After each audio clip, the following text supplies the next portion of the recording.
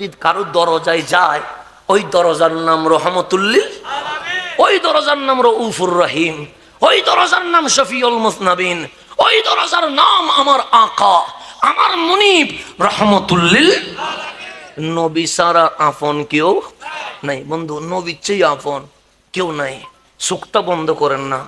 আপনি যখন কবরে চলে যাবেন, ওই কবরে বাবাও তো মাটি দিবে, চাচাও তো মাটি দিবে, ফুফাও তো মাটি দিবে, খালাও তো মাটি দিবে, মামাও তো মাটি দিবে, বন্ধুও তো মাটি দিবে।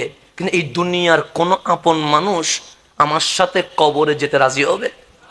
আমার মাও বলবে, মালিক তোমার জিনিস তুমি নিয়ে নিয়েছ, আমি ধৈর্য ধারণ করলাম।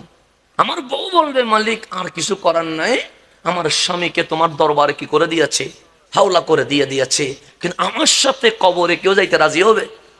আজকে বাংলাদেশে কত জায়গায় মাহফিল করছি, জান দিয়ে দিবে বলে চিৎকার করে উঠে, কিন্তু ওরে যদি বলি চল না আমার সাথে কবরে, যাবে? কিন্তু যেই কবরে কেউ যাবে না, সেই কবরে যিনি আসবেন উনি আপনার নবী, আমার নবী রহমতুল্লিল নবীর চেয়ে আপন কেউ আছে? কেন আপনি ডানে বামে দুঃখতেছেন?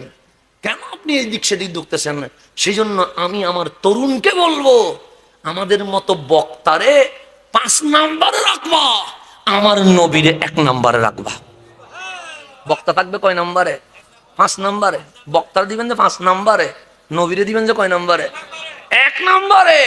রসুল যদি 1 নাম্বারে চলে আসতে পারে, এটার নাম ঈমান হয়ে যায়।